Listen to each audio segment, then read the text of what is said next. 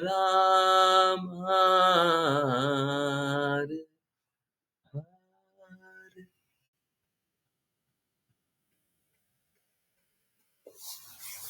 हरे कृष्णा, हरे कृष्णा। बहुत-बहुत धन्यवाद ज्वाइन करने के लिए, चैंट करने के लिए, सिंग करने के लिए। और चलिए अब स्टार्ट करते हैं श्रीमद् भागवतम, है ना? हुँ, कोई बात तो करना नहीं है। चलिए, श्रीमद् भागवतम से ही कंटिन्यू करते हैं। तात्पर्य पढ़ना था, है ना? यमराज को धर्मराज भी बोला जाता है। ओके, ठीक है। ओके, सो चलिए। हुँ, ओके, दोनों ने ही प्रेयर किया। ऋचा माता जी, हरे कृष्णा। आप तात्पर्य स्टार्ट।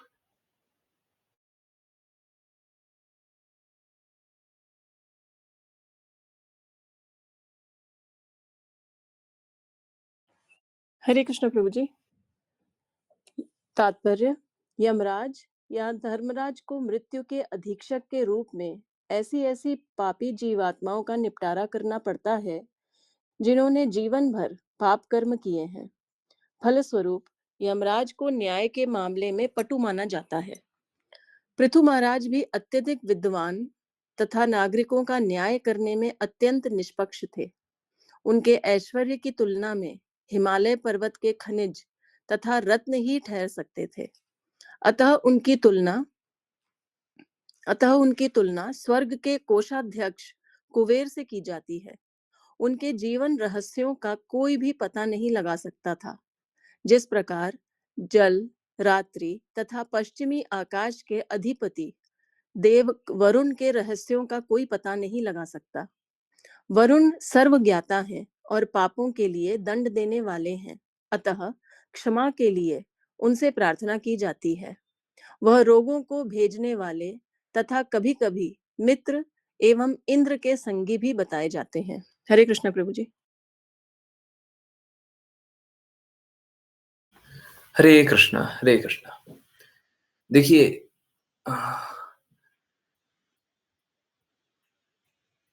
कृष्ण, हाँ?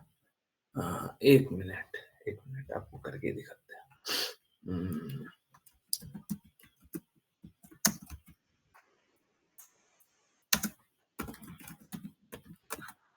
ओके। कृष्ण का नाम अधोक्षज भी है ना? अक्षज का मतलब है नापना, अधोक्षज मतलब नापने से परे जो हो, ठीक है? नापने से परे जो हो, अधोक्षज। कृष्ण का एक नाम अधोक्षज भी है। तो जो कृष्णा के शुद्ध भक्त हैं, जो कृष्णा की बातों का पालन करते हैं, वो भी अधोक्षज हो जाते हैं। अब सभी को एक रिस्पॉन्सिबिलिटी दी गई है, जैसे यमराज को जीवात्माओं का हिसाब करने का, वरुण देव का अपना कार्य बताया गया है, इंद्रदेव का अपना कार्य बताया गया है, हैं? कुबेर का अपना कार्य है, सबका अपना-अपना कार्य है। सभी देवी-देवता को अपनी-अपनी रिस्पॉन्सिबिलिटी दी गई है। परंतु ये अत्यंत मूर्खता है कि हम देवी-देवता के प्रति चले जाते हैं, देवी-देवता के पास चले जाते हैं, कृष्णा के पास नहीं जाते। ये अत्यधिक मूर्खता है। क्यों? आप कृष्णा की बात मानेंगे तो आप स्वयं अधोक्षज बन जाएँगे। अधोक्षज के अंश। हम कृष्णा नहीं बन सकते, कृष्णा के अंश बन सकते हैं। गुणात्मक रूप में एक, तुलनात्मक रूप में नहीं। हम स्वयं कृष्णा के गुणात्मक रूप में समान बन जाएँगे। बड़ी मूर्खता है।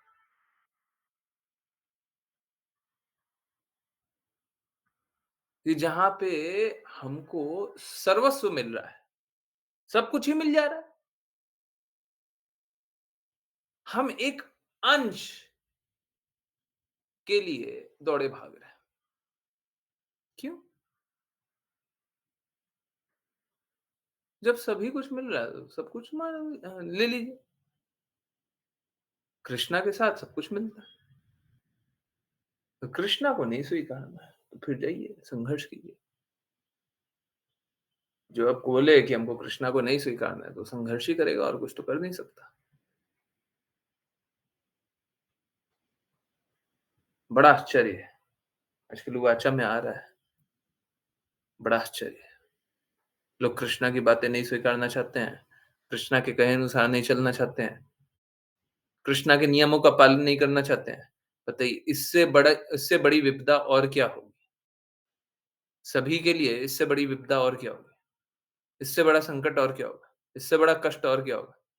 इससे बड़ा दुःख और क्या होगा? परंतु इस दुःख में भी हैं, खुश हो रहा है, आनंद ले रहा है। बताइए कैसी मूर्खता है? हुँ। अब जन-सामान्य मूर्ख है, अधिकतर लोग मूर्ख हैं मूर्ख।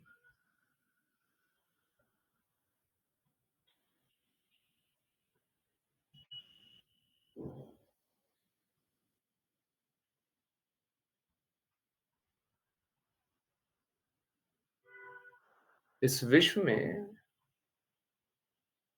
जो जितना अधिक मूर्खता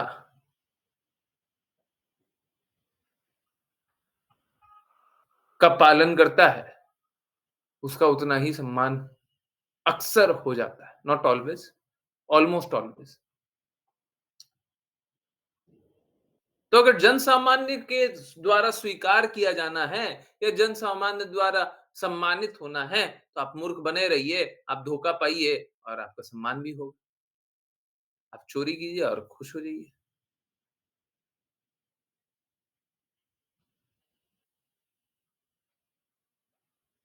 जब हम लोग देखते हैं विश्व में कौन सबसे अमीर है ना? या देखते हैं हमारे राज्य में कौन सबसे अमीर है, तो हम ये देखना चाहते हैं कि उसने कितने लोगों का अहित किया है। उसने सबका हित किया है, नीतिगत फैसले लिए हैं कि नहीं लिए हैं, देखना भी चाहते हैं क्या? नहीं, वो सब छुप जाता है।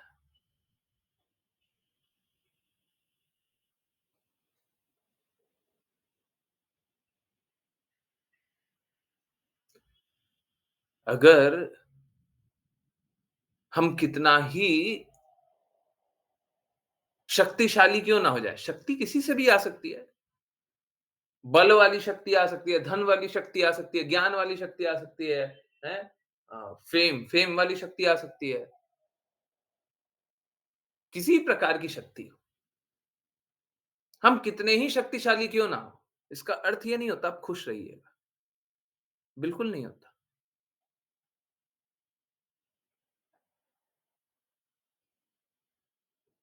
इतने लोग डिप्रेस्ड हैं, सुसाइड कर रहे हैं, क्यों कर रहे हैं?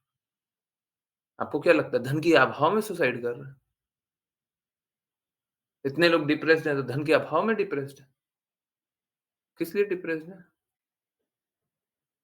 किस लिए? क्यों परेशान हैं? क्या परेशानी है? क्या कष्ट है? जीवन का लक्ष्य नहीं पता हो, तो कोई कभी प्रसन्न नहीं रह सकता। हम लोग मूर्खतापूर्वक संपदा के पीछे भागते हैं, है ना? वैभव के पीछे भागते हैं,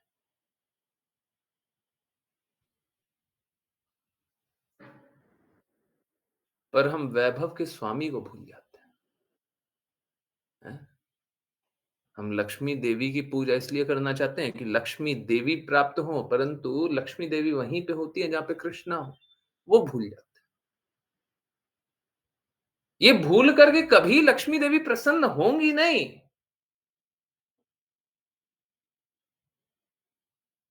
आपके पास कोई भी ऑपुलेंस रहेगा नहीं, कोई भी वैभव टिकेगा नहीं और वैभव आ भी जाए तब भी संतुष्टि नहीं आएगी, तब भी संपन्नता नहीं आएगी, तब भी खुशी नहीं आएगी।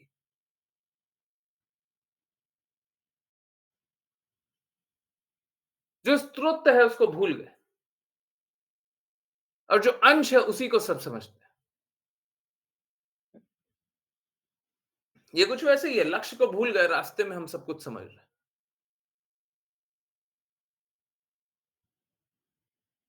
सभी का वैभव, हर किसी का वैभव कृष्णा से आ रहा है। अब देखिए ना सारे देवी-देवता की महिमा हुई है, इनके पास ये गुण है, इनके पास ये गुण है, इनके पास ये गुण है। कहाँ से आया? कहाँ से आया? सब कुछ कृष्णा से आया।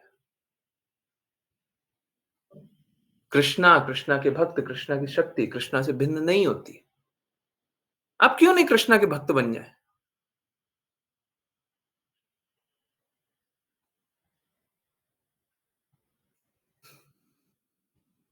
बड़ा आश्चर्यजनक बात है। लोग इतना कुछ जानने के बाद भी, हैं? आजकल वो अच्छा चल रहा है ना? अभी ये जो सीरीज़ है, पता नहीं सीरीज़ होने वाली थी मेरे को भी नहीं पता था, पर कल तीसरा पार्ट आएगा।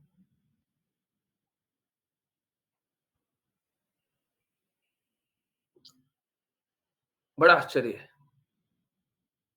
कि लोग सत्य को स्वीकारता नहीं। सब कुछ जान समझ लिया, देख लिया, दिख गया, हाँ, यही सत्य है। हाँ, कृष्ण ही सभी के स्वामी। हाँ, सब कुछ सारा वैभव कृष्णा से ही आ रहा है।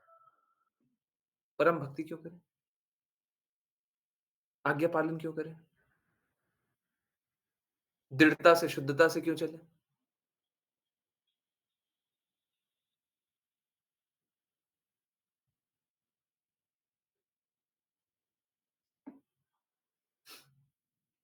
लोग सोचते हैं शुद्धता कैसे आए, दृढ़ता कैसे आए? बड़ा सरल सा आंसर है। जो शिल प्रभुपाद ने बोला वही बोल रहे हैं। बड़ा सरल सा उत्तर है। जिनमें आप शुद्धता देखें, हैं? उनकी बातों को स्वीकारें। जिनमें देखें, उनकी बातों को स्वीकारें। और उसके बाद उनकी बातों का पालन कीजिए। सबसे इंपॉर्टेंट बात यहाँ पे ये है पालन कीजिए।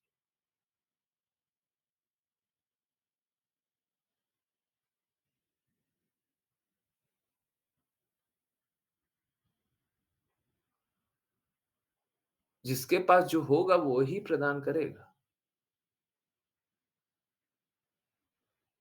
हम लोगों की सबसे बड़ी मूर्खता ये होती है। हम सोचते हैं हम स्वयं से ही शुद्ध हो जाएँगे। सबसे बड़ी मूर्खता।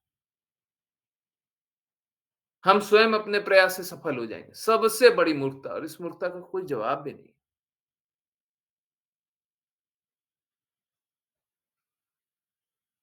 आप कभी सफल नहीं होंगे अपने आप से, अपने प्रयासों से। कभी सफल नहीं होइए। इस जन्म छोड़िए कोई जन्म में कभी सफल नहीं होने वाले। गारंटीड फेलियर का मार्ग है। आप अपने प्रयास से हमेशा ही विफल होंगे। क्योंकि समझिए, देखिए, आप में जिस प्रकार की चेतना है, आप उसी चेतना में रह सकते हैं। ठीक है? अब कैसा है, जब हम लोग नाम जप करते हैं, तो हम क्या चाहते हैं? हम चाहते हैं, हे कृष्णा, हे श्रीमती राधा रानी महारानी, आप हमें अपनी सेवा में लगा लीजिए। जैसे ही हम भगवान की सेवा करना चाहते हैं, अपने इंद्रियों की सेवा नहीं करना चाहते हैं, तो हम अपना स्तर उठाते हैं। कृष्णा और राधा रानी महारानी और गुरु की कृपा होए, तो आपको भक्ति में कार्य में लगा लेंगे। अगर भक्ति में कार्य में लगा लिए, तो फिर चेतना और शुद्ध होगी।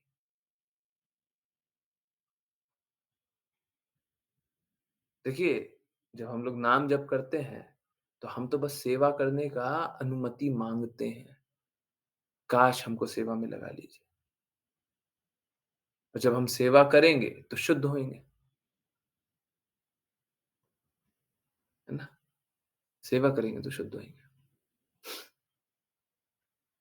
तो 2 अलग-अलग बातें हैं। पहला रिक्वेस्ट करना, दूसरा स्वीकृति हो जाना और फिर कार्य करना। हम जब भगवान के लिए कार्य करने लगेंगे, हुँ,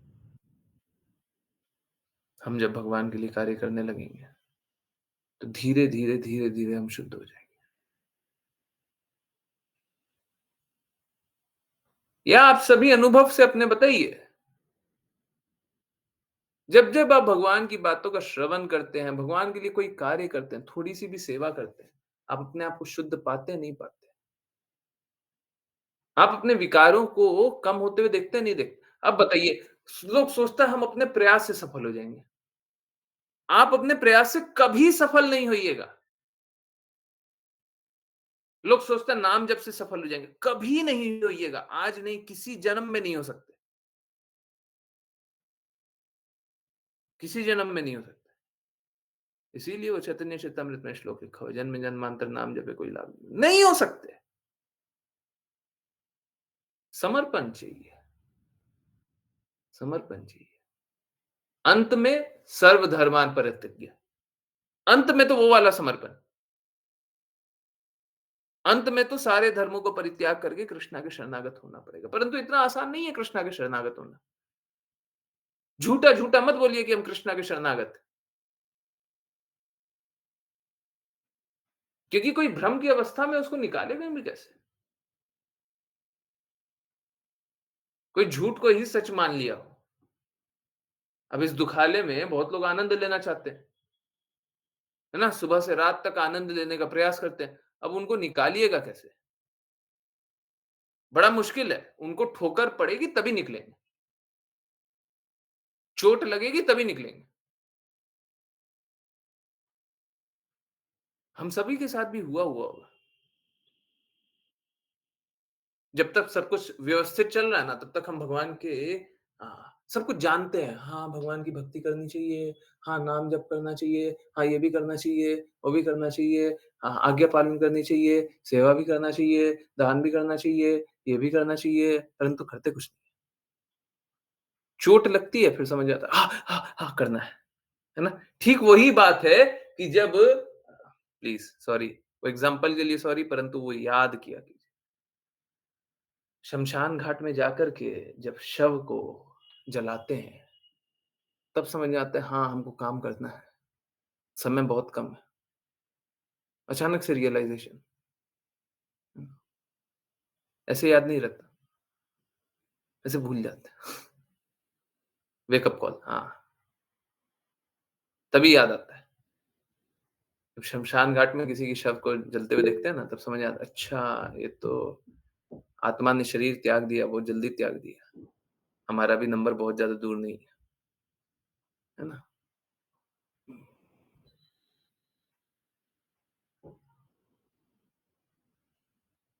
तो अपने आप को भ्रमित मत कीजिए और ये मत सोचिए आप अपने प्रयास से सफल हो जाएँगे, नहीं होइएगा। काश अगर मैं बस लोगों को ये बात समझाने में सफल हो जाऊँ, हैं? आप अपने प्रयास से सफल नहीं होइएगा, फिर मालूम है सब कोई ईगो पे ले लेता है, मिथ्या अहंकार पे। अरे! आप आए हमको बताने कि हम अपने प्रयास से सफल नहीं होंगे, आज तक तो हम अपने प्रयास से ही भक्ति कर रहे हैं, आप हमको बता रहे हैं हम अपने प्रयास से कुछ नहीं कर पाएँगे, हैं?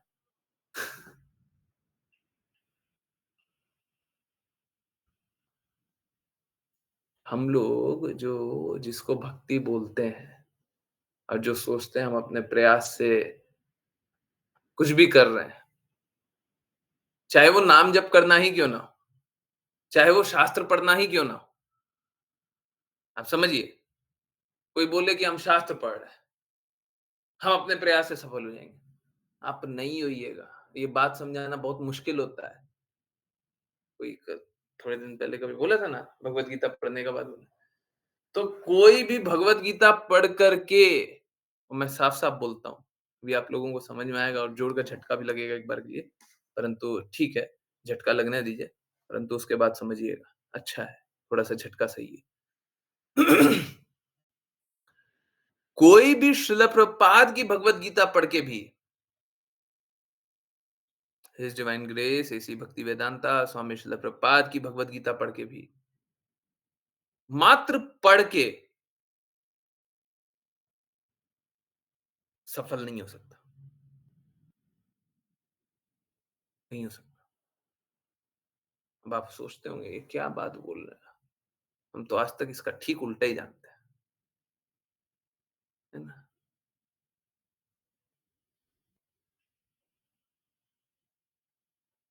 अब वापस से आइए आइए भगवद गीता 4.34 पे ही। अभी सभी को समझ में आएगा। अभी तक नहीं आ रहा ना? अब आएगा।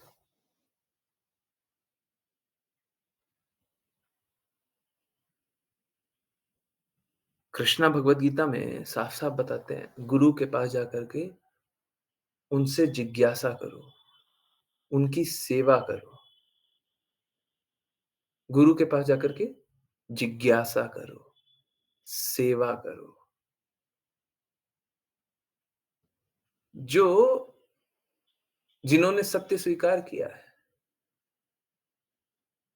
वो आपको सत्य बता सकते हैं। क्या करना होता है हमको? हमको क्या करना होता है? सत्य कब पता चलेगा? गुरु के पास जाकर के जिज्ञासा करेंगे, सेवा करेंगे। जब तक कोई भी भगवद गीता जिज्ञासा से और सेवा करने के भाव से नहीं पढ़ेगा, जब तक कोई भी भगवद गीता शरणागत होकर के नहीं पढ़ेगा, उसको कोई लाभ नहीं। अब ये समझा पाना शरणागति क्या होता है, ये किसी नए आदमी के लिए बड़ा मुश्किल है।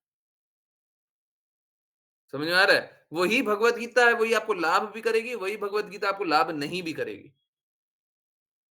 ऑल्दो क्योंकि उसमें सारा कुछ ट्रांसेंडेंटल है, सब कुछ पारलौकिक है, सब कुछ आध्यात्मिक है, तो अगर आप एक शब्द भी गलती से पढ़ते हैं, तो आपकी चेतना में सुधार तो होगा ही होगा। परंतु वहां पे हम दूसरे अहंकार में बहुत बार चले जाते हैं। क्या?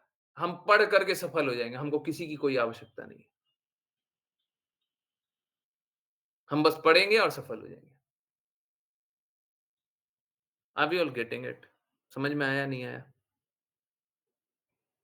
जब तक शरणागत नहीं होंगे, गुरु के प्रति शरणागत नहीं होंगे, हमको सफलता कोई आध्यात्मिक रूप से कोई सफलता नहीं मिलेगी।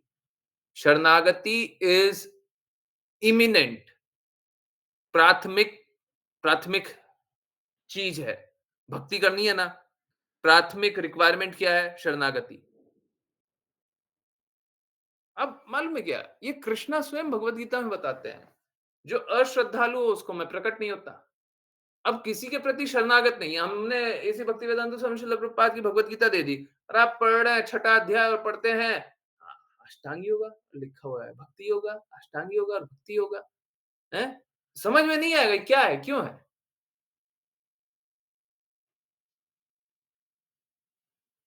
परंतु जब शुद्ध भक्तों को देखेंगे, आज भी हम लोग ये पढ़ रहे थे, शुद्ध भक्तों को देखेंगे तो हर कुछ को भक्ति योग का ही के अंश के रूप में देखेंगे और शुद्ध मापदंड भक्ति को ही देखेंगे, शुद्ध मापदंड समर्पण को ही देखेंगे। तो अगर किसी का शरणागति नहीं है, समर्पण नहीं है और या तो वो ऑप्युलेंस पाना चाहता है या तो वो भक्ति ही पाना चाहता हो, शरणागति नहीं है, भक्ति पाना चाहता है, आप कोई भी विधि लगा लीजिए, आपको भक्ति प्रदान होगी नहीं। शुद्ध भक्ति, शुद्ध भक्ति, शुद्ध भक्ति नहीं होगी। शुद्ध भक्ति के लिए शरणागति प्राथमिक है।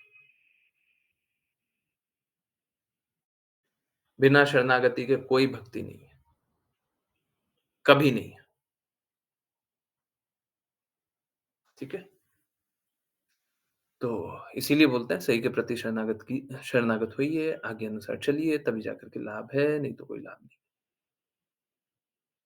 नहीं तो बस संघर्ष है। हुँ। लोग अपनी-अपनी विधि अनुसार सोचते हैं कि हम ये कर लेंगे, वो कर लेंगे, सफल हो जाएँगे, कभी नहीं होइएगा। लिख के ले लीजिए, कभी नहीं होइएगा। हाँ, थोड़े दिन के लिए आपको ऐसा लग सकता है।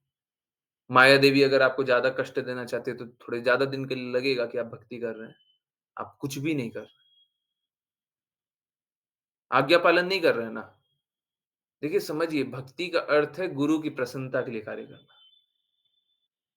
गुरु की आज्ञा पे कार्य करना, गुरु की प्रसन्नता के लिए कार्य करना, भक्ति का यही अर्थ है। गुरु आध्यात्मिक है, इसीलिए गुरु की आज्ञा पा करके कार्य करते हैं। गुरु आध्यात्मिक है, गुरु कृष्णा के कृष्णा की बातें बताते हैं, इसीलिए गुरु की प्रसन्नता के लिए कार्य करते हैं। यही होती है भक्ति। कृष्णा को किस तरीके से प्रसन्न करना है, हमें क्या पता? और हमारा क्या हृदय है? और सबसे महत्वपूर्ण बात, हमारी चेतना में हम कृष्णा को प्रसन्न कैसे कर सकते हैं? ये बहुत इंपॉर्टेंट बात है। हम तो हैं पापी, हजार तरह का पाप कर रहे हैं। अब इस चेतना के साथ भक्ति कैसे करें?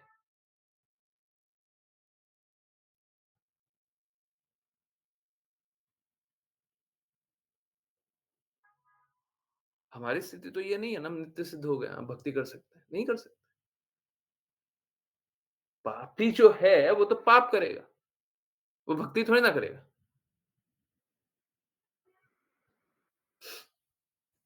तो यही है, बिना शरणागति के ये सब अनर्थों से निकल पाना संभव नहीं है। ठीक है, अब भक्ति कर पाना संभव नहीं है ना।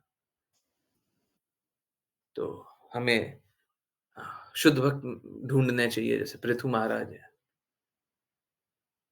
भगवान ही है वो तो स्वयं। चैतन्य महाप्रभु है, स्वयं भगवान ही है। उनकी बातों का पालन करना चाहिए। और गुरु शिष्य परंपरा में जो उनकी बातों का पालन कर रहे हैं, उनके प्रति शरणागत होना चाहिए, रास्ता पाना चाहिए, उस रास्ते चलना चाहिए। मन घड़ंत सोच अनुसार नहीं। हमको जो अच्छा लगता है, हम जो सोचते हैं, वो सब नहीं। ठीक है? हरे कृष्ण।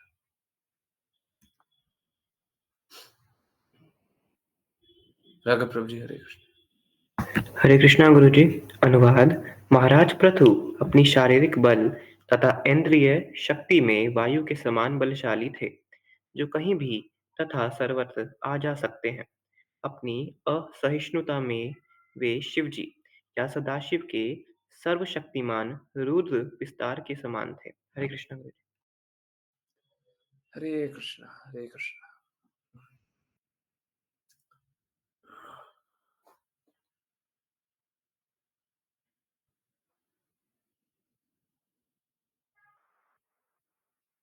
यहाँ पे महाराज पृथु की गुणों की महिमा की जा रही है।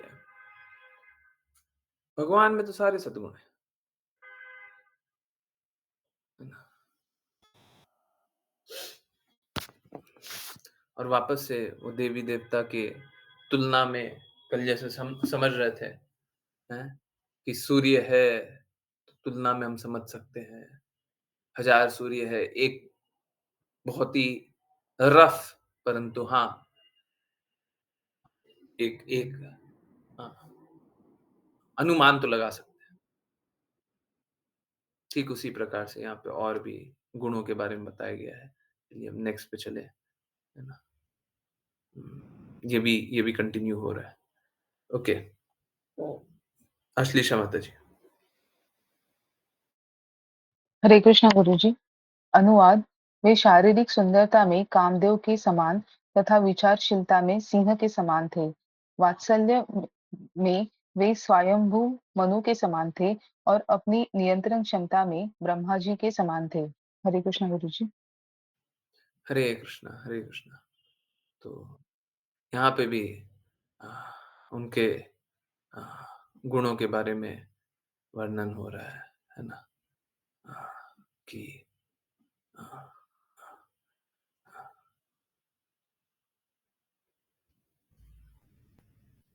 देखिए, कोई भी भक्त है,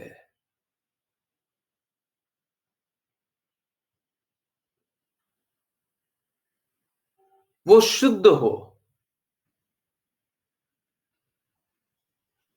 और कृष्णा अगर उसे प्रदान करे, तो कृष्णा के जैसा ही वैभव दिखा सकता है ना? इसीलिए बोलते हैं, किसी के पास शक्ति है तो उसके प्रति समर्पण मत कीजिए। शुद्धता है तो समर्पण कर दीजिए। शक्ति तो किसी को भी आ सकता है।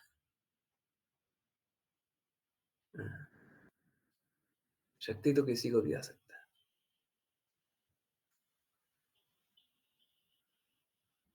कोई अगर एक बार भी कृष्णा से कृष्णा के प्रति समर्पित हो जाए। हाँ, हम लोगों के साथ होता है ना, हम लोग एक बार भक्ति करना चाहते हैं, फिर क्या होता है, फिर छोड़ देते हैं। एक बार शुद्धता आ गई और हम लोग मूर्खतापूर्वक देखते हैं, ऐसे लोग बोलते हैं, ऐसे लोगों के लिए बोलते हैं, जो एक बार भी कृष्णा के शरणागत हो गए, हम उनकी बातों का पालन करेंगे। नहीं कर सकते। अगर पूर्ण रूप से शुद्ध हैं, तो हाँ, बिल्कुल कर सकते हैं।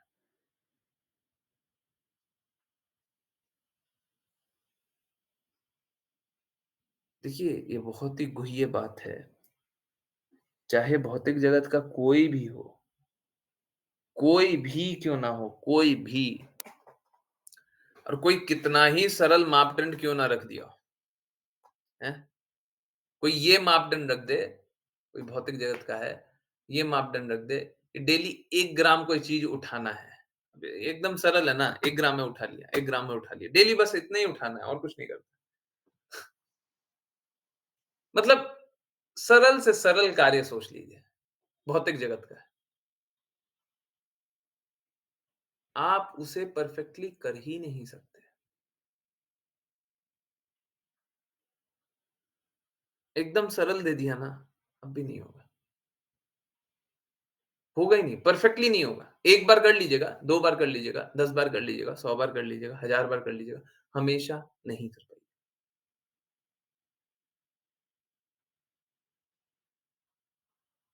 भौतिक जगत का कोई भी कार्य परफेक्टली हम नहीं कर सकते। और आध्यात्मिक जगत का कार्य करें, इम्परफेक्ट सेंसेस हैं, अपूर्णता है, सब सब कष्ट भी है, सारे सारे दुख हैं, सारे दर्द हैं? परंतु शरणागत है, शरणागत है। ऑटोमैटिकली सब कुछ परफेक्ट हो जाता है। भौतिक जगत में आप कितना भी प्रयास कर लीजिए, आप इम्परफेक्ट ही हैं। आप संघर्ष ही कर रहे हैं। और कोई आध्यात्मिक हो गया हो, तो हमेशा ही परफेक्ट है।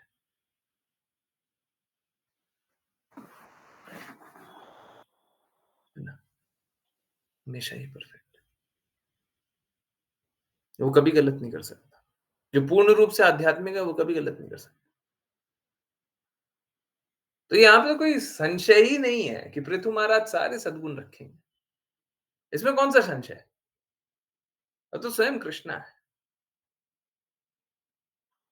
जिनके हृदय में ही मात्र कृष्णा चलते रहते हो, हर पल कृष्णा चलते हो, कभी गलत कर ही नहीं सकता। मालूम है क्यों? ये कोई प्रेम में स्थित होकर के बात नहीं बोल रहा है। ये कोई भक्तिमय दृष्टिकोण नहीं है, सत्य है, तथ्यात्मक है। हाँ, जड़ वहीं पे, जड़ भक्ति में ही है, परंतु सत्य यही है। देखिए क्या है, प्रकृति में जो कुछ हो रहा है, कृष्णा स्वयं बोलते हैं ना, उन्हीं की अध्यक्षता में हो रहा है। मया अध्यक्षेन, है? बता रहे हैं ना, जो कुछ हो रहा है उन्हीं की अध्यक्षता में हो रहा है, उन्हीं के आदेश अनुसार हो रहा है, उन्हीं की शक्ति से भी हो रहा है। समझिए इस बात को, बहुत इंपॉर्टेंट है, बहुत ज्यादा इंपॉर्टेंट है। अगर हम भी, हमारे पास भी शक्ति है, हमारे पास भी शक्ति है। ये देखिए, ये मेरा हाथ उठाया, ये शक्ति है ना? मुंह से बोला, ये भी एक शक्ति है ना? शक्ति है ना? हमारी कोई भी शक्ति है। अगर हम इस शक्ति को कृष्णा की शक्ति के ही अंतर्गत कर ले, तो हमारी ये शक्ति अपने आप ही परफेक्ट हो जाएगी। कुछ और परफेक्टली कार्य करने की आवश्यकता ही नहीं है। कुछ भी परफेक्ट करने की आवश्यकता नहीं है। हमारी खुद की शक्ति है। समझिए, फिर से बता रहे हैं। हमारी खुद की शक्ति है। कृष्णा की भी शक्ति है। सब कुछ कृष्णा के शक्ति के ही अंतर्गत हो रहा है। अगर हम अपनी शक्ति को कृष्णा की शक्ति के अंतर्गत कर ले, तो सब कुछ परफेक्ट हो जाएगा। हम लोग कृष्णा से द्वेष करके इस भौतिक जगत में कष्ट क्यों सहते हैं? क्योंकि कृष्णा की शक्ति के विरुद्ध कार्य करना चाहते हैं। कृष्णा का प्रेम स्वीकार करके हमको कष्ट क्यों कम हो जाते हैं हमारे? क्योंकि कृष्णा की शक्ति प्रेममयी, अंतरंगा, कृष्णा के हृदय के निकट रहने वाली शक्ति, कृष्णा को आनंद देने वाली आह्लादनी शक्ति, वो प्रेम संबंध स्थापित करती। हम वैसा ही कर लें, शुद्ध रूप से तो वैसा कर पाना हमारे लिए संभव नहीं है, ऐसा ही हमको जानना चाहिए। परंतु हम कुछ-कुछ वैसा ही कर लें, तो हमारा क्या होगा, हम भी उसी अनुरूप होंगे जिस प्रकार कृष्णा की शक्ति। लेश मात्र ही सही, सूर्य का प्रकाश ही सही, उससे भी कम सही, परंतु कृष्णा के कहे के अंतर्गत ही कार्य कर रहे हैं। अब ये कुछ वैसा ही है कि अगर आंधी आ रही है और आप बोट चला रहे हैं, शिप चला रहे हैं, है ना? और जिस साइड की आंधी आ रही है आपको उसी साइड जाना है। आंधी आ रही है वेस्ट की तरफ और आपको वेस्ट ही जाना है। तो जीवन बड़ा आसान है। परंतु आंधी आ रही है वेस्ट की तरफ और आपको ठीक उल्टा जाना है, ईस्ट जाना है? तो आपको हमेशा ही कष्ट होगा। तो हमारा कष्ट तभी समाप्त होना शुरू हो जाएगा जब सब कुछ कृष्णा के अंतर्गत करने का प्रयास शुरू हो जाएगा, कृष्णा के विरुद्ध करने का प्रयास नहीं होगा। बहुत इंपॉर्टेंट बात है, बहुत ज्यादा इंपॉर्टेंट बात है। आई होप समझ में आ रहा हो।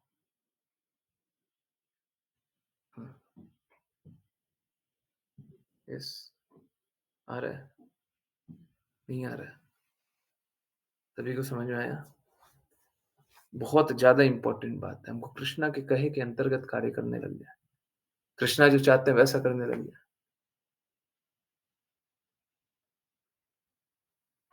सब कुछ आसान हो जाएगा। और कृष्णा जो चाह रहे हैं उसके विपरीत करेंगे तो सारे कष्ट आएंगे।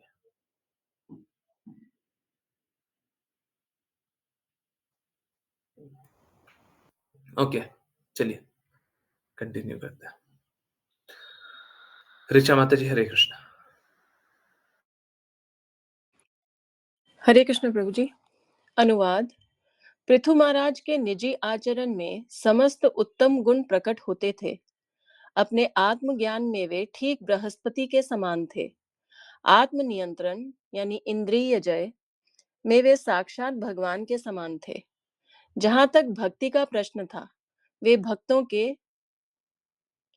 भक्तों के परम अनुयायी थे, जो गौ रक्षा के प्रति आसक्त और गुरु तथा ब्राह्मणों की सारी सेवा करते थे।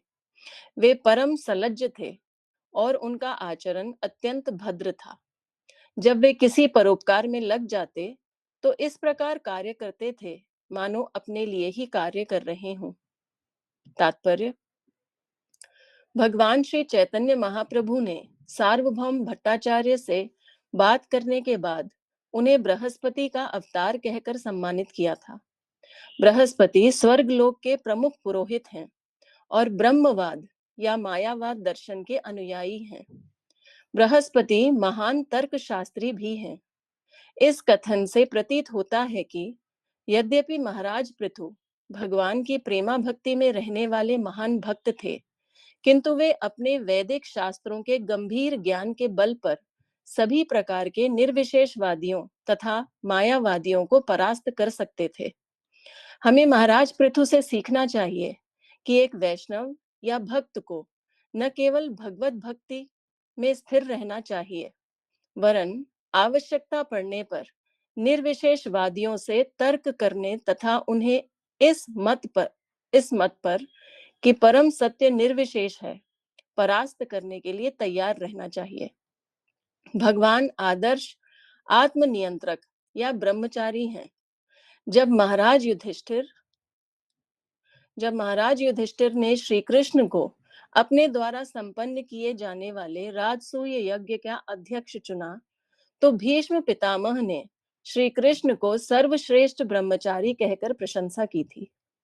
चूंकि भीष्म पितामह स्वयं ब्रह्मचारी थे, अतः वे व्यभिचारी तथा ब्रह्मचारी में अंतर बताने के लिए सर्वथा उपयुक्त थे। यद्यपि पृथु महाराज गृहस्थ और 5 पुत्रों के पिता थे, फिर भी वे परम आत्म संयमी माने जाते थे। जो व्यक्ति मानवता के लाभ हेतु कृष्ण भावना भावित संतान उत्पन्न करता है, वही वास्तविक ब्रह्मचारी है। जो कुत्ते बिल्लियों की तरह संतान उत्पन्न करते हैं, वे उपयुक्त पिता नहीं हैं। ब्रह्मचारी शब्द ब्रह्म पद से कार्य करने या भक्ति करने वाले के लिए भी आता है। निर्गुण ब्रह्म विचार में कोई गतिशीलता नहीं होती, किंतु जब भगवान के संबंध में कोई कार्य करता है, तो वह ब्रह्मचारी कहलाता है। इस प्रकार पृथु महाराज एक साथ आदर्श ब्रह्मचारी तथा गृहस्थ थे। विश्व सॉरी प्रभु जी, ये शब्द क्या है?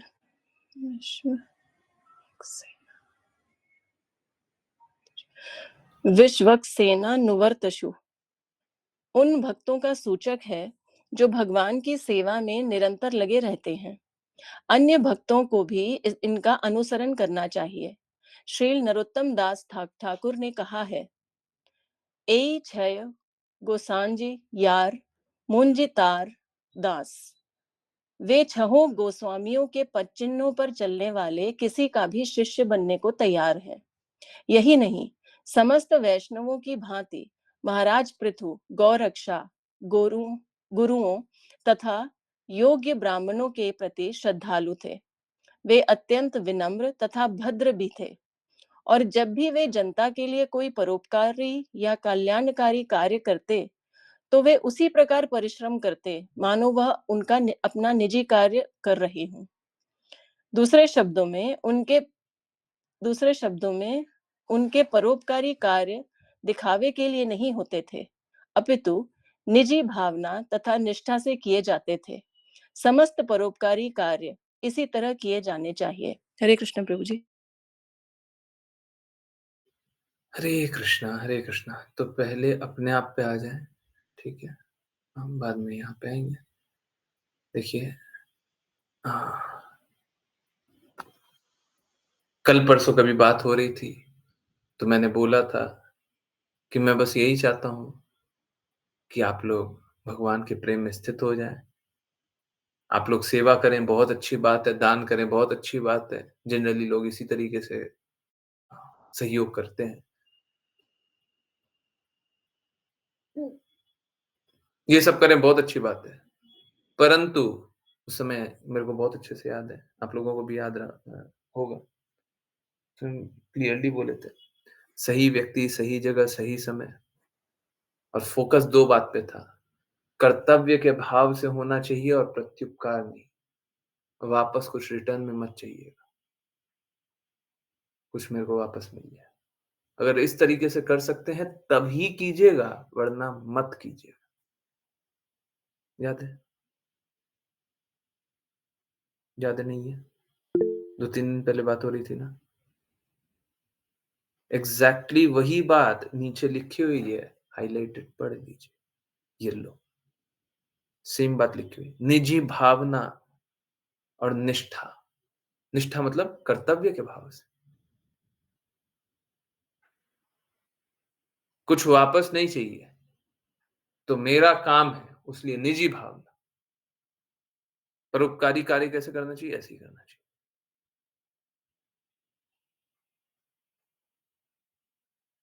मैं बता रहा हूं ना, अगर वो श्लोक याद है और मात्र इतना सा बस याद है, सही व्यक्ति, सही समय, सही जगह, बिना प्रत्युपकार की भावना से, कर्तव्य के भाव से, आपको बस ये याद है, ये इस तरीके से दान करना चाहिए।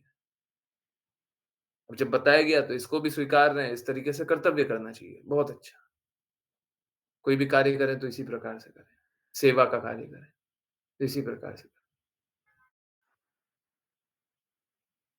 अगर कोई मात्र ये याद कर ले, तो सारे अनर्थों से स्वयं मुक्त हो जाएगा। आप जो भी जहाँ पे भी दान करते हो, जो भी करते हो, आप खुद देखिए, क्या आप इनका पालन कर रहे हैं?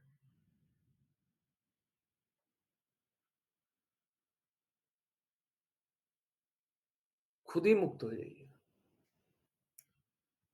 लोग कृष्णा की बातें मानते नहीं है, इसीलिए कष्ट में। पृथु महाराज यहाँ पे करके बता रहे हैं और मैं देखिए, मैं कुछ कर नहीं रहा हूँ। आप ये मत समझिएगा कि मैं बहुत बड़ा हूँ, मैं ये कर रहा हूँ, मैं वो कर रहा हूँ। मैं कुछ भी नहीं कर रहा। असलियत यही है। मैं तो बस करने का प्रयास करता हूँ। जो करते हैं वो कृष्णा करते हैं, राधा रानी महारानी करते हैं, श्रील प्रभुपाद करते हैं। हम तो आश्रित हैं जी।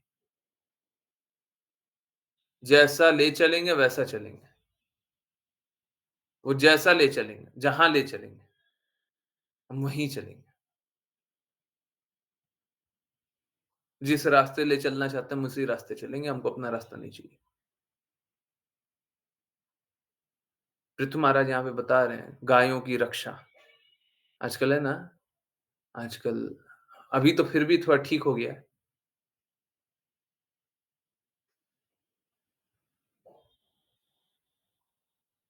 आई डोंट नो आप लोगों ने वो सब अनुभव किया नहीं किया, क्योंकि उस समय आप लोगों की चेतना भी पता नहीं किस प्रकार की रहती हो, किस प्रकार की नहीं रहती हो। और आज के दिन में वो सारी बातें याद करके वापस देखना बड़ा मुश्किल है ना? सही-सही याद करना बड़ा मुश्किल है। आज से करीब 10-15 साल पहले, 10-15 साल पहले, अगर कोई गायों की रक्षा करने के लिए अपना जान न्यौछावर कर दे, है ना? तो उसे आतंकवादी जैसा टैग किया जाता था कि गायों की रक्षा के लिए ये अ, ये किसी को भी मारने के लिए तैयार है और अपने मरने के लिए भी तैयार है। याद है आप लोगों को? हैं? कोई अच्छा नहीं जाना जाता था। गायों की रक्षा के लिए कोई अपनी जान भी दे दे या फिर किसी का अहित भी करने लगे। मेरे लिए एकदम क्लियर है जी, मेरे लिए एकदम क्लियर है। अगर कोई, क्योंकि मैं जानता हूँ, ऐसा होता है। गायों का बहुत, बहुत, बहुत ज़्यादा दुर्गति किया गया है। बहुत ज़्यादा बुरा किया गया है गायों के साथ। अगर मेरे को पता चल जाए कि कोई अहित कर रहा है,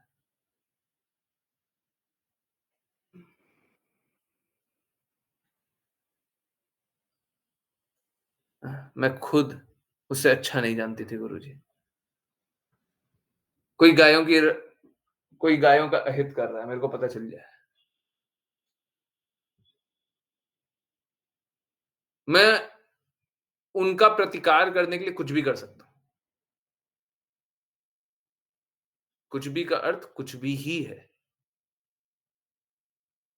उनका प्रतिकार करने के लिए कुछ भी कर सकते हैं।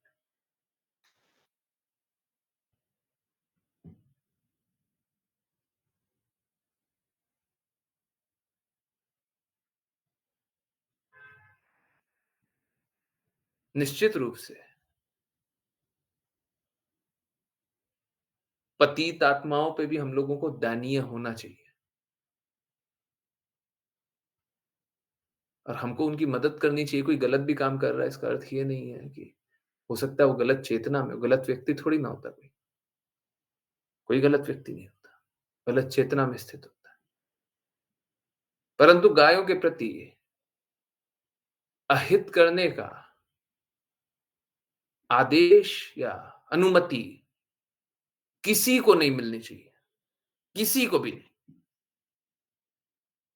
ना ही माताओं के प्रति, ना ही बच्चों के प्रति। ये सब रक्षित है। इन सब की समाज को, राज्य को, देश को, राजा को रक्षा करनी चाहिए। जब राजा पंगु हो, तो समाज को रक्षा करनी चाहिए। जब समाज भी पंगु हो, तो कोई व्यक्ति को रक्षा करनी चाहिए, करना ही चाहिए। और जहां पे इस प्रकार का कोई रक्षा नहीं होता, जहां पे गायों की रक्षा नहीं होती, माताओं की रक्षा नहीं होती, बच्चों की रक्षा नहीं होती, वहां पे सारा अहित होता है, सब अहित होता है। हाँ। ठीक उसी प्रकार से ब्राह्मणों की रक्षा भी करनी चाहिए, है ना?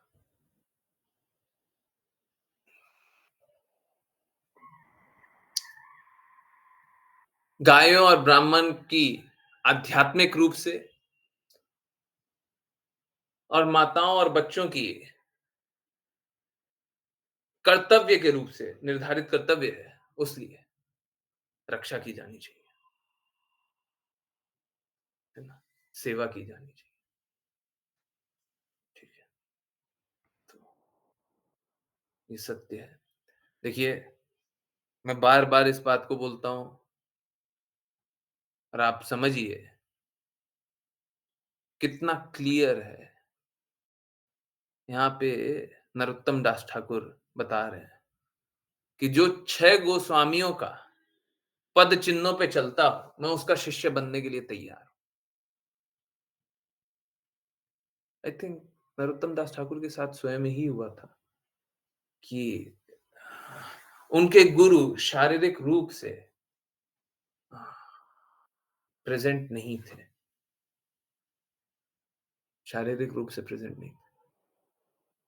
ठीक है, तो इसका अर्थ यह नहीं हुआ कि वो गुरु नहीं और उनके शिष्य नहीं, या गुरु शिष्य परंपरा रुक गई, है ना? शायद नरोत्तम दास ठाकुर के ही साथ हुआ था, है ना? एम आई राइट? विश्वनाथ चक्रवर्ती ठाकुर, नरोत्तम दास ठाकुर। कोई प्लीज सर्च कीजिए विश्वनाथ चक्रवर्ती ठाकुर का शरीर त्यागने का समय क्या था और नरोत्तम दास ठाकुर का जन्म क्या था। और एक और बात सर्च कर लीजिए, नरोत्तम दास ठाकुर के गुरु विश्वनाथ चक्रवर्ती ठाकुर ही थे ना। 2 चीज सर्च करके बताइए, प्रूव हो जाएगा। या फिर कोई चाहता है तो मैं सर्च करने के लिए तैयार। वैसे 10 बज गया, मैं भी सर्च कर सकता हूँ। मुझे कोई बता देगा, मैं देख लूंगा। ठीक है,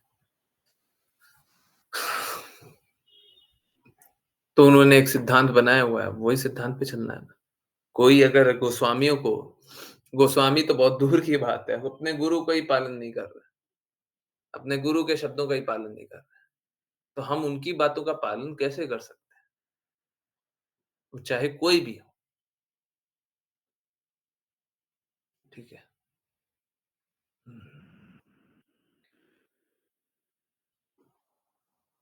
देखिए, ब्रह्मचारी का अर्थ लोग समझते नहीं है।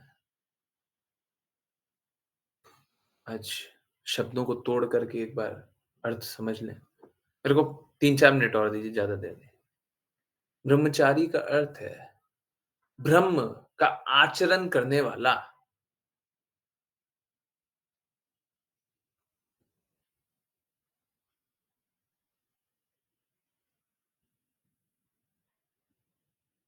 ब्रह्मा स्वयं हमेशा कृष्णा की भक्ति में लीन थे।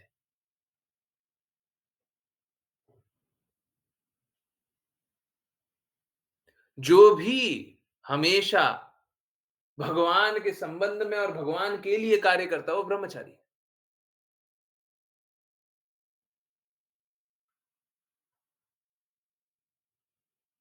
ब्रह्मचारी, गृहस्थ, वानप्रस्थ, सन्यास, ये 4 आश्रम जरूर है, परंतु आप हर स्थिति में ब्रह्मचारी हो सकते हैं, हर स्थिति में भक्त हो सकते हैं, हर स्थिति में शुद्ध हो सकते हैं। क्यों नहीं स्वीकारते? लोग सोचता है हम तो गृहस्थ हैं, हम क्या कर सकते हैं, है ना? श्रील प्रभुपाद ने करके दिखाया। सन्यास भी ये श्रील प्रभुपाद ने तो लोकाचार्य में, क्योंकि लोगों को सन्यासी स्वीकार्य है। चैतन्य महाप्रभु ने लोकाचार में, क्योंकि लोगों को सन्यासी स्वीकार्य है, उनकी बातें स्वीकार्य है। उसलिए सन्यासी बनना स्वीकारा। श्रील प्रभुपाद ने गुरु आज्ञा से भी स्वीकारा।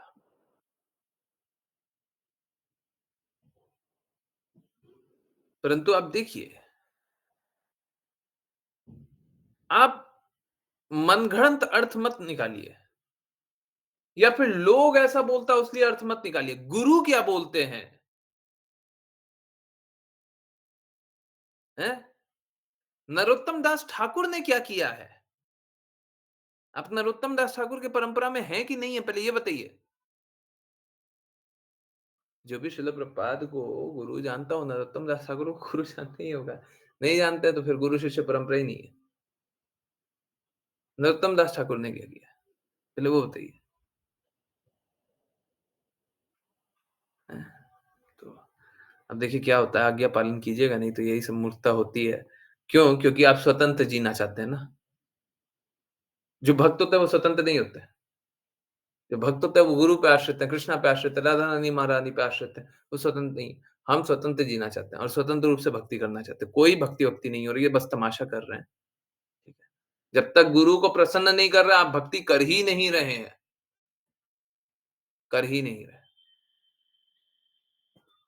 ठीक है? देखिए हम लोगों को शास्त्र 2 कारण से जानना चाहिए। एक तो हम लोगों को खुद भी पता होना चाहिए और दूसरा कभी कोई मूर्ख आ जाए, ठीक है?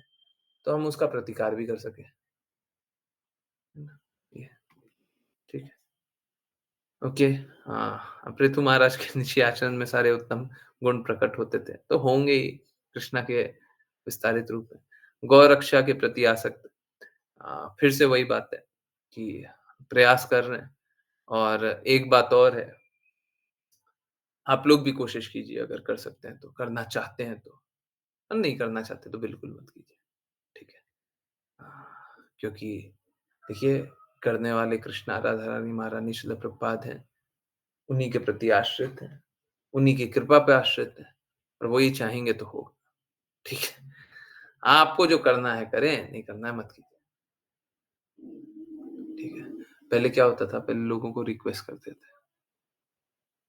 अब लगता है कि जैसा कृष्णा चाहते हैं वैसे ही होने दीजिए। बस कष्ट एक ही है कि जब तक कोई सेवा नहीं करेगा तब तक वो अपना अनर्थ नहीं त्यागेगा।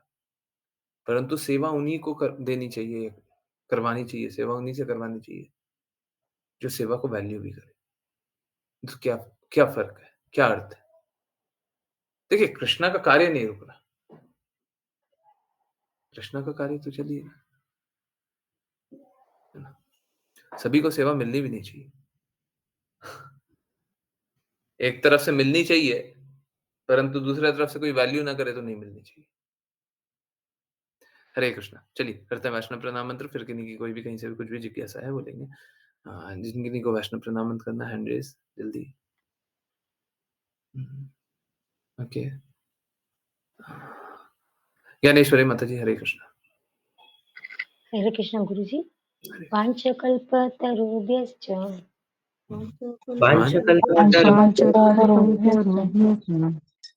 कृपा सिन्धुभ्य एव च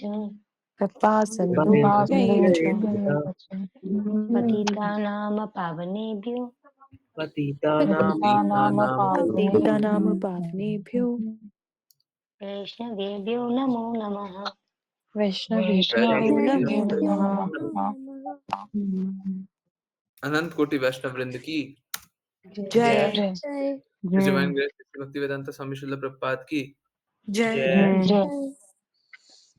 श्रील भक्ति सिद्धांत सरस्वती ठाकुर, गौर किशोर दास बाबा जी, भक्ति विनोद ठाकुर, जगन्नाथ दास बाबा जी, नामाचार्य श्रील हरिदास ठाकुर की जय जय। श्री रूप सनातन भट्ट रघुनाथ जीव गोपाल भट्टदास रघुनाथ की जय जय। श्री कृष्ण चैतन्य प्रभु नित्यानंदा, श्री अद्वैत गदाधर शिवशति गौर भक्त वृंद की जय गंगा माई, यमुना माई, वृंद देवी, तुलसी महारानी, पुरी द्वारका वृंदावन धाम की जय भगवद गीता श्रीमद् भागवतम चैतन्य चैतमृत की जय सभी भक्तों की जय। हरे कृष्णा हरे हरे कृष्ण कृष्णा हरे Krishna Krishna Krishna Hare Hare Hare Hare Ram Ram Hare Hare Ram Ram Ram Ram Hare Hare. Hare Krishna, Hare Hare Krishna, Krishna, Krishna Hare Krishna, Hare, Hare Hare, Hare Rama, Hare Hare Rama, Rama, Rama Hare Rama, Hare, Hare Hare, Hare Hare Krishna, Hare Krishna, Krishna, Hare Hare Krishna, Krishna, Krishna Krishna Hare Hare Hare, Hare, Hare Hare Rama, Rama, Hare Hare Rama, Rama, Rama Rama Rama, Rama, Hare Hare Hare Krishna Guruji, Hare Krishna Hare Prabhuji, Krishna Guruji, Hare Krishna Namaste. Prabhuji, Hare Krishna Guruji, बोलो हरे कृष्ण प्रभु। Hare Krishna Prabhuji. हरे कृष्णा, हरे कृष्णा, हरे Krishna. Yes,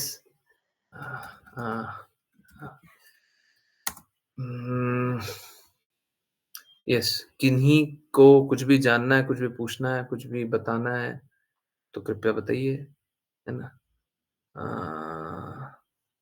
okay, ठीक है, okay, yes, नहीं, विश्वनाथ चक्रवर्ती ठाकुर के साथ हुआ था। नरोत्तम दास ठाकुर का शिष्य। ओके, विश्वनाथ चक्रवर्ती के साथ हुआ था। विश्वनाथ चक्रवर्ती ठाकुर के गुरु फिजिकली प्रेजेंट नहीं थे। ओके, जिनको देखना है, ये विकिपीडिया का पेज है। अगेन विकिपीडिया के पेज पे हम कोई ट्रस्ट व्रस्ट तो करते नहीं है, पर ये तथ्य तो कोई गलत नहीं होगा। देखिए, नरोत्तम दास ठाकुर का जन्म तिथि लिखा हुआ है 13 फरवरी 1520। अ, आविर्भाव दिवस क्लियर नहीं है, ठीक है? परंतु ठीक है, कोई बात नहीं, हम मान लेते हैं 100 साल। 100 साल नहीं थे, मान लेते हैं बहुत जल्दी चले गए थे, बहुत ही जल्दी चले गए थे, ठीक है? बहुत ही जल्दी चले गए थे, परंतु ठीक है, मान लिया। और अब ये देखिए विश्वनाथ चक्रवर्ती ठाकुर और इनके गुरु कौन हैं, ठीक है? इनिशिएटिंग गुरु तो ये है, परंतु गुरु कौन है? Was 4th in the line of Narottam Das, ठीक है? नरोत्तम दास ठाकुर के शिष्य हैं, ठीक है? और इनका जन्म कब है? 100 साल बाद, 1626, ठीक है? दीक्षा एक फ़ॉर्मेलिटी है ना? आप फ़ॉर्मेलिटी किसी से भी करवाए हो। गुरु शिष्य परंपरा में नरोत्तम दास ठाकुर के शिष्य हैं विश्वनाथ चक्रवर्ती ठाकुर, और ये चैतन्य चेतामृत में भी मेंशन्ड है, श्रील प्रभुपाद द्वारा मेंशन्ड है, ठीक है? I hope this clears. Hare Krishna. Yes, तो ये पूछा जा सकता है एमसीक्यू एमसीक्यू कि क्या विश्वनाथ चक्रवर्ती ठाकुर के सामने कोई भी शुद्ध भक्त नहीं था कि उन्होंने नरोत्तम दास ठाकुर को गुरु स्वीकारा?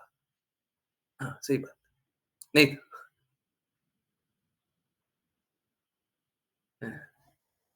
बाय द वे, मैं इस पे भी कुछ कार्य करने का कोशिश करूँगा, अभी थोड़ा-सा समय दीजिए कि एक फ़ॉर्मेलिटी के लिए, है ना? उसका कोई अर्थ नहीं है, उसका कोई अर्थ नहीं है। मैं बार-बार बोलने के लिए तैयार हूँ, उसका कोई अर्थ नहीं है। परंतु वो क्या, मन की संतुष्टि, उसके लिए अगर कुछ करना रहे, तो वो भी देखते हैं, कुछ कर सकते हैं तो, है ना? ठीक है? वो भी देखेंगे। परंतु हाँ, कुछ ऐसे ही देखेंगे, जिसमें हम श्रील प्रभुपाद के शब्दों का जीवन भर पालन करें, बस और कुछ नहीं। ठीक है? यस। चलिए, जिन-किन्हीं की जिज्ञासा हो कृपया बताएँ, और फिर बाकी बातों के लिए वो सारी बातों के लिए थोड़ा देखते हैं, है ना? वो एक और कार्य है, पता ही नहीं कितना कार्य है, पेंडिंग हुए जा रहा है। यस, मैं खुद भी अच्छा नहीं जानती थी गुरुजी मुफ्त में। हाँ, ये बात सही है। हाँ, हाँ, लोगों को क्या पता होता है, गौ सेवा, गायों की रक्षा कितनी महत्वपूर्ण है, मालूम है क्या करते हैं? आप लोगों ने देखा नहीं है, जानते नहीं हैं। बहुत लोगों ने देखा होगा। अच्छा, जिसने देखा हो वो बताएँ, देखा है या सुना है?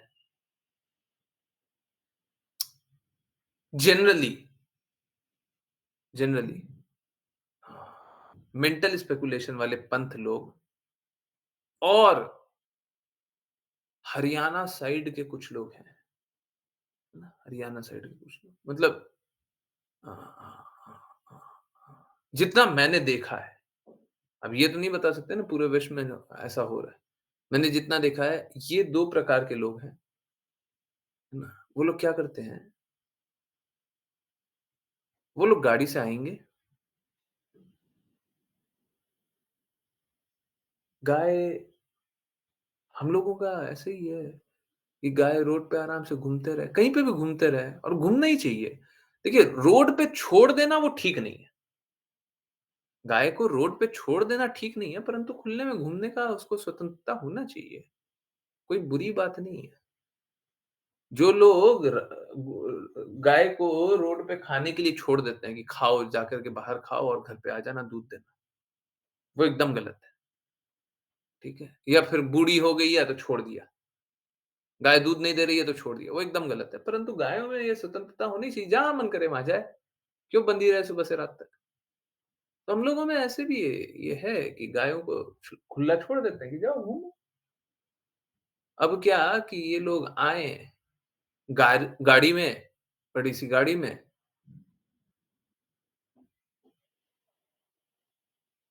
और बहुत सारे लोग रहेंगे और गोली, बंदूक बड़ी-बड़ी लेकर के आएँगे, सबके पास रहेगी। कोई गाय को पकड़ने वाला होगा, ज़बरदस्ती पकड़ करके गाड़ी में भर देंगे और बाकी लोगों को बंदूक दिखाएँगे, कोई आ गया बीच में तो। गाय को भरेंगे और भर करके चल देंगे, है ना? और उसके बाद क्या होगा, वो नहीं बोलना ही अच्छा है ना? क्योंकि जो सबसे बुरा सोच सकते हैं वो हो जाएगा, ठीक है? इस तरीके से अनुभव किया है, देखा है, जाना है, सुना है, हैं? यहाँ पे कोई एक नहीं, मैंने पहले भी बहुत कुछ जानता था, ऐसा नहीं है पहली बार ही जान रहा है। इनफैक्ट दिल्ली में मेरे आँखों के सामने कोई गाय को ले जा रहा था। मैं पता कर रहा था कहाँ पे ले जा रहे हो, कैसे ले जा रहे हो, क्यों ले जा रहे हो, ठीक है? क्योंकि गाय तो खुले में घूमती रहती है, उठा करके ऐसे ही ज़बरदस्ती ले जा रहे हैं। तो सारा प्रूफ़ देने के लिए तैयार था, दिल्ली में। ऐसे इसको बोलते हैं गौ तस्कर, ठीक है? तो यहाँ पे कोई एक व्यक्ति हैं, जिनको कुछ बुरे गुण प्रदर्शित किया करते थे वो, कुछ बुरे गुण प्रदर्शित किया करते थे। परंतु वो बताते हैं, वो बहुत सालों से यहाँ पे हैं। कुछ बुरे गुण थोड़े कुछ थे, पर वो बहुत सालों से यहाँ पे हैं, ठीक है। तो बताते हैं पहले जब हम थे तो पूरा कोई बिल्डिंग-विल्डिंग थोड़ी ना होता था, सन्नाटा होता था। हमारा एक घर होता था, एक और बगल में घर था, बाकी पूरा सन्नाटा था। और डेली सुबह देखें कि सन्नाटा में 4 बजे कोई आता है, गाड़ी लेकर के आता है। एक बार तो ले गया, गाय को भर के ले गया। फिर दूसरे दिन आया, दूसरे दिन आया फिर देख लिया हम। तीसरे दिन आया, अब हम सोचे कि अब हम नहीं छोड़ेंगे। हम गए छत पे, छत पर से उठा कर के पत्थर मारे। अगले 5 दिन तक ढूँढ रहा था कि किसने मारा है, किसने मारा है, किसने मारा है।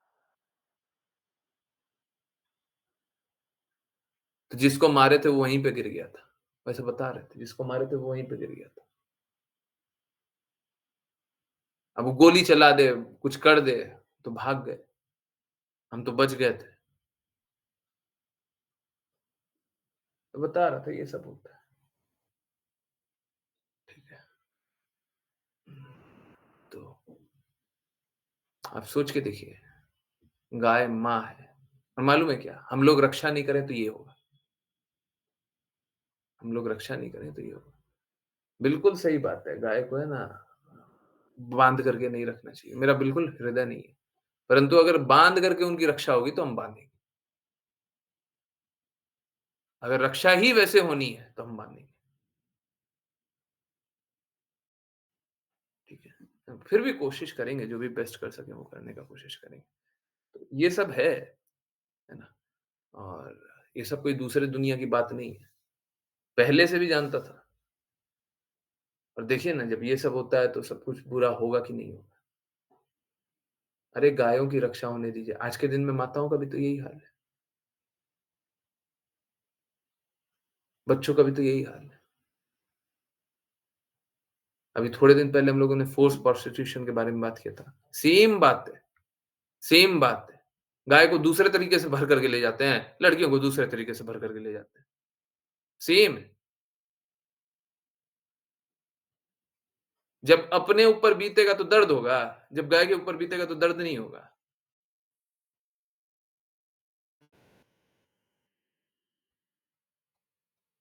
गलत है। ठीक है। ओके।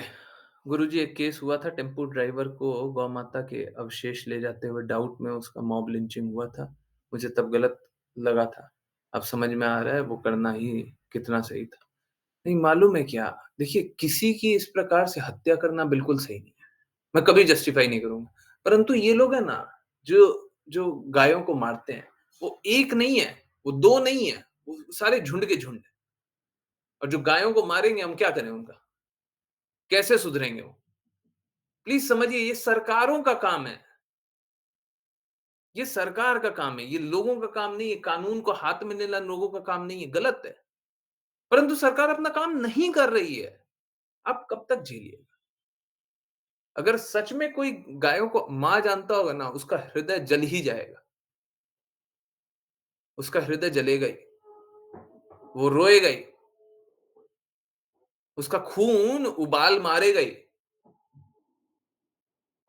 और वो मतलब कुछ गलत करने के लिए भी तैयार हो जाएगा।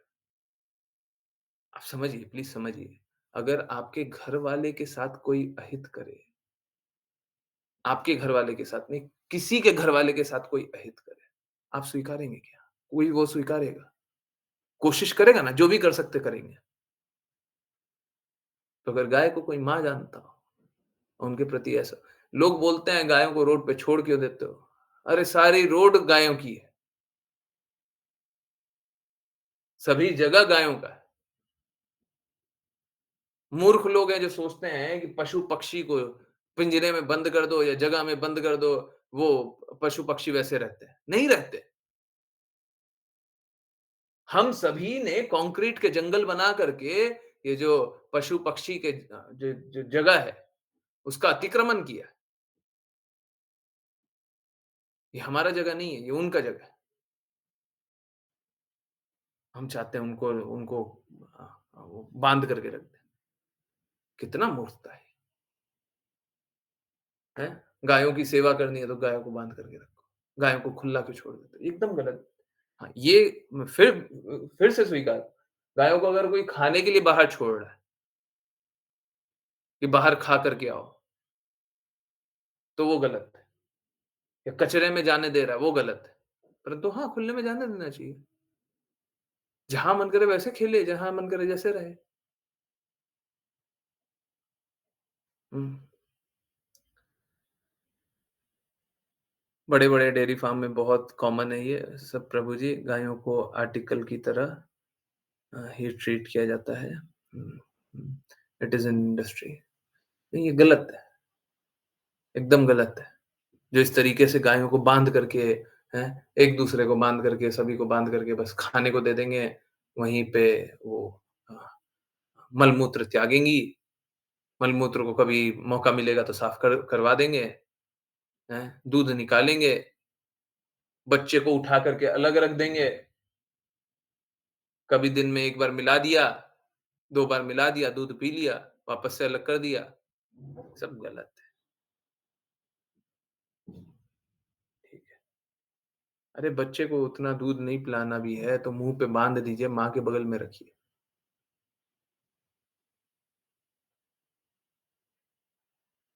बच्चों को खिलाइए। अगर आपको इसी तरीके से भरण-पोषण करना है कि बच्चे को जैसे जनरली क्या होता है ना, जनरली जनरली यही है कि 4 थन होता है गाय का, तो जनरली बच्चों को 1 थन पिलाया जाता है। जो गाय का बच्चा होता है ना, उसको 1 थन पिलाते हैं और बाकी 3 थन का जो दूध होता है, सभी को अ, क्योंकि गायों की रक्षा करनी है, तो गायों का दूध भी चाहिए। ठीक है, वो भी स्वीकार कर लिए, परंतु फिर बच्चों को भी अच्छे से खिलाइए। गाय का दूध तो पिला दिया, बाकी और भी पिलाइए और भी खिलाइए, अच्छे से खिलाइए।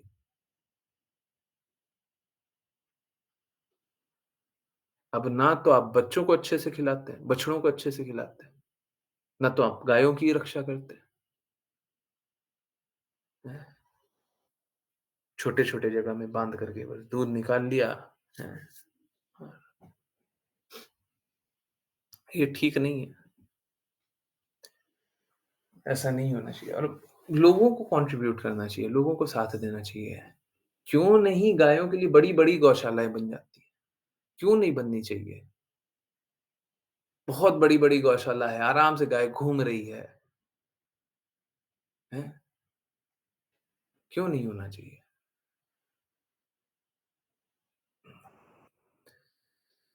हाँ, मेल गायों को रोड पे छोड़ देते हैं, अब बताइए, ये बहुत बुरा है। मैं जानता हूँ ये, रोड पे छोड़ देते हैं वो तो आप अच्छी बात बता रही हैं। जितना बुरा से बुरा मैं मेरे को बोलते हुए भी है ना ऐसा लगता है कि क्या बोले? जो बुरा से बुरा होता है वो बछड़ों के साथ होता है। मेरे घर के बगल में भी ऐसा करते हैं। ये सब नहीं करना चाहिए, ठीक है? ये सब नहीं होना चाहिए और इसीलिए ये दर्द होता है, इसीलिए दर्द होता है। ये सब दिखता है मेरे को। कोई गाय दूध दे रही है बहुत अच्छा बात है, बछड़ा तो दूध नहीं बछड़ा तो दूध नहीं देगा और अगर मेल बछड़ा है ना? तो कभी दूध नहीं देगा तो मार दो, कर दो, भगा दो, रोड पे निकाल दो।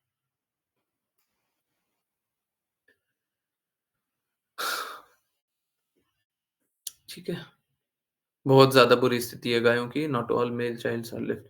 अब सोच के देखिए, प्लीज़ कोई अन्यथा मत लीजिए। ये हमारे घर परिवार में हो तो कैसा होगा? एक माँ के लिए एक बच्चे को जन्म देना और बच्चे को जन्म देने के बाद क्या करे? बच्चे को उठा कर के कहीं छोड़ दे, हैं? माँ पे क्या गुज़रती होगी? उस गाय पे क्या गुज़रती होगी? प्लीज़ कोई अन्यथा मत लीजिए, दर्द को अनुभव कीजिए। आपके बच्चे को आपसे दूर कर दिया जाएगा तो आपको कैसा अनुभव होगा? हम लोग तो अपना घर परिवार बहुत अच्छे से चला रहे हैं, परंतु गायों के साथ गाय भी माँ है, उसी माँ का दूध आप पी रहे हो।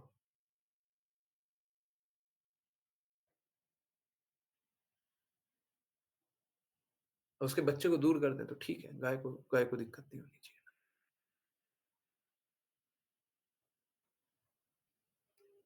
ये गलत है।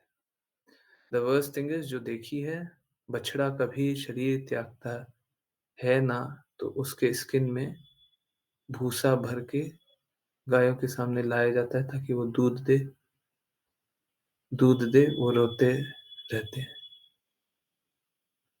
स्किन में भूसा भर के गायों के सामने लाया जाता है।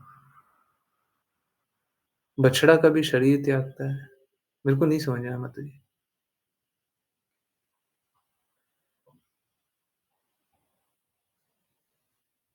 जो मेल चाइल्ड्स का मिसयूज़ करते हैं। गाय हफ्तों रोती है बच्चे के लिए, but she is impregnated again, फिर से माँ बना दिया जाता है, since it is business for them. हाँ, क्योंकि दूध ज़्यादा देगी ना, दूध कम कर दिया। अरे! ठीक है, गायों का दूध भी ले लीजिए, गायों को बच्चा भी जन्म देने दीजिए, पर शोषण मत कीजिए। शोषण करने की आवश्यकता है क्या? प्लीज़ समझिए प्रकृति है ना, जिस प्रकृति में हम लोग रहते हैं, सब कुछ खुद ही प्रदान कर दिया जाता है। हम लोग शोषण करते हैं। हमको शोषण करने की आवश्यकता ही नहीं है। अगर हम शोषण नहीं भी करेंगे तब भी सब कुछ प्रदान कर दिया जाएगा। आप लूट-खसोट करना बंद कर दीजिए। आपको सब कुछ मिल जाएगा। जो भी चाहिए ना सब मिलेगा। आप शोषण मत कीजिए। शोषण कीजिएगा चेतना खत्म हो जाएगी। ठीक है? आश्लेषा माताजी डम्मी जैसा शायद खड़ा कर देते हैं। बछड़ा मर जाता है तो उसके बाहरी स्किन में भूसा भर के उसको गाय के सामने लाया जाता है गाय उसे स्मेल करती है तो दूध देती है। लोग मिसयूज़ करते हैं गाय की ममता का। हुँ,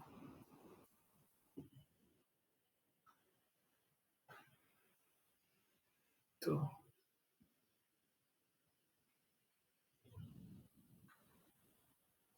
पता नहीं कैसे-कैसे लोग क्या-क्या अपराध कर रहे हैं,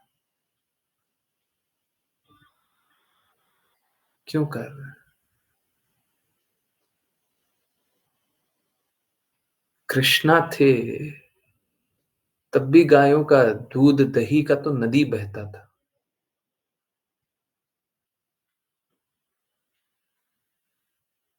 माखन, घी तो हमेशा ही रहता था।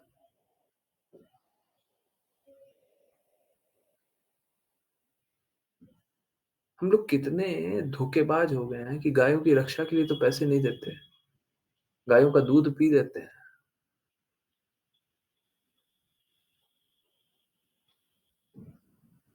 गायों की रक्षा नहीं करना चाहते तो, अपने परिवार की रक्षा करना चाहते हैं।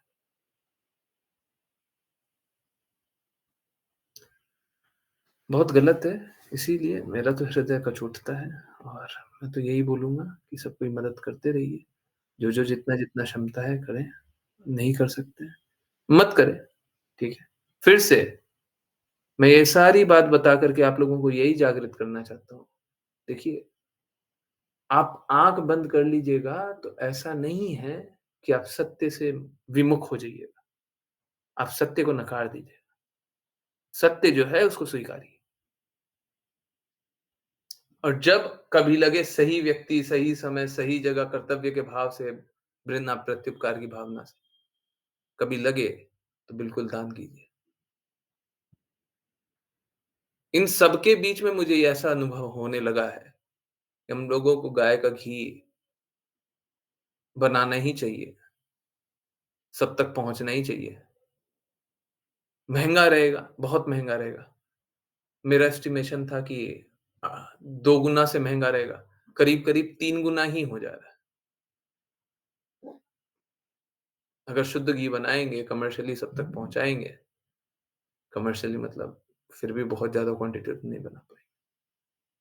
कम से कम ये तो शुरुआत करें और धीरे-धीरे, धीरे-धीरे गायों की रक्षा करने का प्रयास करें। और मालूम है क्या? कभी भी जो गाय का दूध होता है, उससे गायों की रक्षा नहीं हो सकती। गाय जितना खाती हैं, जिस प्रकार से ज़मीन चाहिए होता है, जिस प्रकार से रक्षा चाहिए होता है, जिस प्रकार से दवाई चाहिए होता है, वो हो ही नहीं सकता बस गाय के दूध से। It's a social cause. ये सामाजिक ज़रूरत है। ये ठीक उसी प्रकार से कि आपकी पत्नी या आपका बच्चा जितना कार्य करता है, हैं? आप उसको उसी अनुसार खाना देंगे क्या? आप आज अपनी पत्नी को थाली भर खाना दे रहे हैं, तो आप कैलकुलेट कर रहे हैं कि ये थाली भर खाना जो है, वो ₹200 का हुआ। तो आज तुमको ₹200 का काम करोगी, तो ₹200 का हम थाली देंगे। अब बूढ़ी हो गई, तो ₹200 का काम तो कर नहीं रही है, अब हम ₹200 का थाली तुमको नहीं दे सकते। हम करेंगे क्या? गायों के साथ कैसे करते हैं? तो हम लोगों को हमेशा ही ये जो इकोनॉमिक्स तो होना ही चाहिए, परंतु इकोनॉमिक्स के बावजूद भी क्योंकि राजा कार्य नहीं कर रहे हैं, तो प्रजा का दायित्व है कि सभी को आगे बढ़ कर के गायों की रक्षा के ही लिए कार्य करना चाहिए। देखता हूँ गौशाला में भी गायों की रक्षा नहीं होती है, बहुत बुरी स्थिति है। अगर पूरा विश्व साथ दे, सब कोई साथ दे, तो पूरे विश्व की गायों की रक्षा की जा सकती है। गाय अकेली ऐसी जीव है, उसका गोबर का खाद बना दें, बड़ा-बड़ा फर्टिलाइज़र जो है सब फेल है उसके सामने। गाय अकेली जीव है, जो बड़े से बड़े बीमारियों को ठीक कर दे। जहाँ पे एनवायरनमेंट होता है वो शुद्ध कर दे। जो दूध प्रदान करती है वो अमृत जैसा होता है। घी जो होता है उससे अच्छा कुछ भी नहीं होता है। माखन, दही, सब कुछ, परंतु गायों की रक्षा नहीं की जाती। इससे बड़ा इससे बड़ा सामाजिक तौर पे हम लोग अपराध क्या करेंगे? ठीक है। जैसे आज मास इल्यूशन की बात किए थे ना, उसी तरह ये मास क्राइम है। गायों की रक्षा नहीं होती है, ये मास क्राइम है। जिज्ञासा पहले पूछनी चाहिए। 1033 पे जिज्ञासा है, लिखिए, आंसर कर रहे हैं। अब लगता है अच्छा है सब कोविड में घर में बंद हो गए थे, animals and nature was safe. हाँ, इंसान बहुत बर्बर हो गया है। ठीक है, बहुत बर्बर है। इंसान बहुत बड़ा जानवर है, बन गया। It was not meant to be. ऐसा हो जरूरी नहीं, क्योंकि हम शोषण करना चाहते हैं। एक दो दिन में और एक और शोषण पे आएगा। ये अगर सीरीज खत्म हो जाए तो उसके बाद आएगा एक शोषण पे। तो हम लोग शोषण करना चाहते हैं। उवाचा में, सॉरी, आप लोगों को बताया नहीं, उवाचा में शोषण पे है ना। तो ये सीरीज पहले एक बार अच्छे से हो जाने दीजिए, उसके बाद। ओके, यस, क्या जिज्ञासा है? जल्दी पूछिएगा। नहीं नहीं तो फिर व्हाट्सएप पे लिखिएगा और बाद में आंसर करेंगे। ठीक है, यस। मैं 1 मिनट और रुकूं। ओके गुरुजी, लिखी है तो मतलब टेक्स्ट में सोच रहा हूँ कि आपने नहीं लिखा होगा। ठीक है, तो आप मेरे को व्हाट्सएप पे लिख दीजिएगा, बाद में आंसर करेंगे। 10:30 तक का टाइम रहता है, आप क्यों सोते रहते हैं? क्यों तब तक आंसर पूछते नहीं है? मैं तो चाहता हूँ सब कोई पूछे, कोई नहीं पूछता है, बहुत कम लोग पूछता है। क्यों नहीं जिज्ञासा पूछते? 1 घंटा तक तो बताते ही है ना, आधा घंटा आप लोग बोलिए, जो पूछना पूछिए। नहीं, हमको नहीं पूछना है, चुप रहना है। अरे चुप रहने से थोड़ी ना समाधान निकलेगा, कोई नहीं। चलिए, तो करते हैं प्रयास और सब कोई दृढ़ प्रतिज्ञ होकर के कार्य कीजिए। ठीक है, जो भी जैसा भी सहयोग करना चाहे बताते रहा कीजिए, मेरे को अपडेट रहना चाहिए। ठीक है, कोई कुछ बड़ा करना चाहता है तो स्पेशली बताइएगा। ठीक है, हम लोगों को गायों की रक्षा करनी चाहिए। ठीक है, हम लोगों को ब्राह्मण की सेवा करनी चाहिए और हम लोगों को कृष्णा के शब्द सभी तक पहुंचाने चाहिए। बहुत बहुत धन्यवाद सभी का ज्वाइन करने के लिए। ज्वाइन करते रहिए, चैंट करते रहिए, कृष्णा के नाम का प्रचार करते रहिए, कृष्णा के प्रेम का प्रचार करते रहिए, सदा कृष्ण के प्रेम में दृढ़ स्थित रहिए। हरे कृष्ण। हरे कृष्णा प्रभु जी। हरे कृष्ण। हरे कृष्ण गुरुजी। हरे कृष्ण। हरे कृष्णा गुरुजी, हरे कृष्णा।